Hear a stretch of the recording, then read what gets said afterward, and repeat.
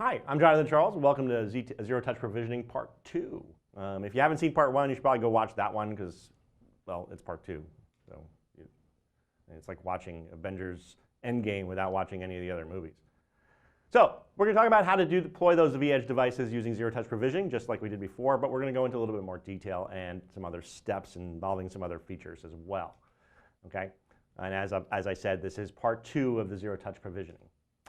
So again, we're going to talk about adding those devices using a CSV file, or you can add them manually, because if you just get one device, pulling a CSV file in is probably more work than necessary, but if you're pulling in 100, the CSV file is definitely the way you're going to want to go.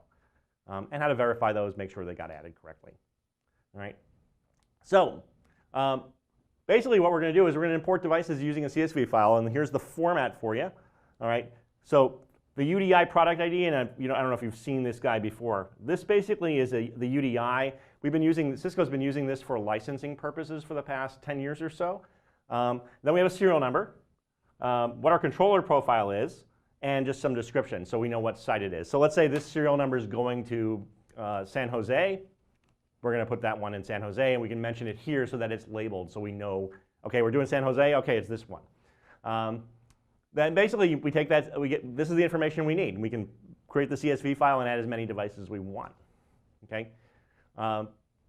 Now, just so you know, Cisco's going to have to contact a Cisco sales engineer to provide a serial number file, and which is going to be uploaded into vManage. And basically to get that UDI, you basically do a show license UDI on the device. And then you can also get more information using a show crypto PKI certificate. Okay? The UDI is a combination of the device name and the serial number. Okay. Basically, what we're going to do is we're going to click the Devices tab, and then we're going to choose Import using a CSV and choose the file we want to import. Okay, and then it'll upload.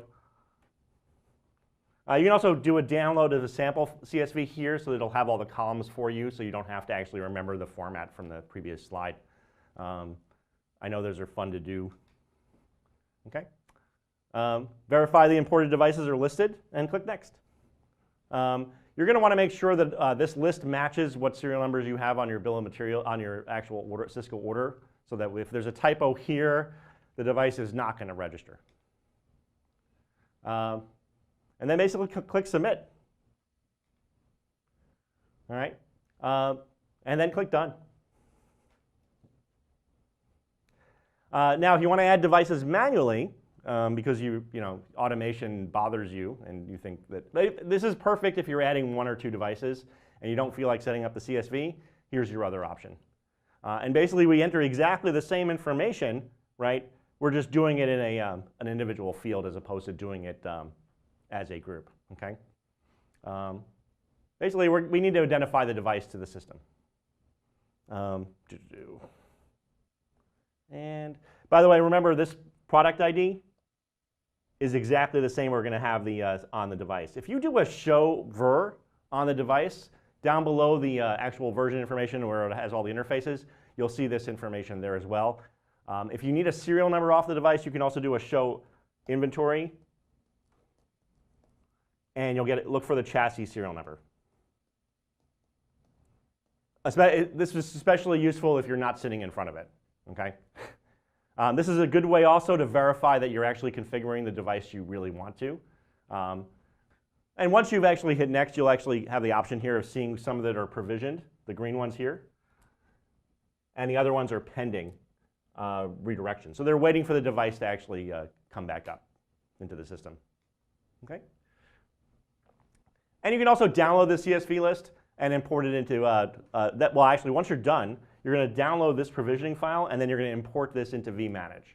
All right? This is the device. You need these device lists in vManage so that you can assign device templates to individual devices, and the only way to get that device now is from this. Okay? Otherwise, you can also sync your smart account information directly from vManage as long as the vManage has internet connectivity. There are maybe some instances where the vManage may not itself have internet connectivity, but may allow all the connections to it. So we may have all the UDP connections to allow vBond and vSmart to talk to it, and vEdge, but we may not allow it to just go out to the internet willy-nilly and browse. Okay. I recommend that you do. We're going to see a lot more of this where Cisco's, the server side of things and other devices are going to be reaching out to Cisco's licensing system and other systems to download information and to get new licensing. So if you deploy a new feature, you deploy it via your smart account, the device would connect to the smart account and the feature would just appear on the device as opposed to having to start from scratch and having you transmit files from Cisco. Okay. So basically, we turn on to the router, zero-touch provisioning will start. For on-prem, we're going to have to install a separate VBON, so we're going to have to have two VBONs for that, one for ZTP and one for regular VBON services. And we need to have DHCP services, and we may have to have specific DNS entries so that we support our local VBON. All right, thank you very much, and that concludes the zero-touch provisioning.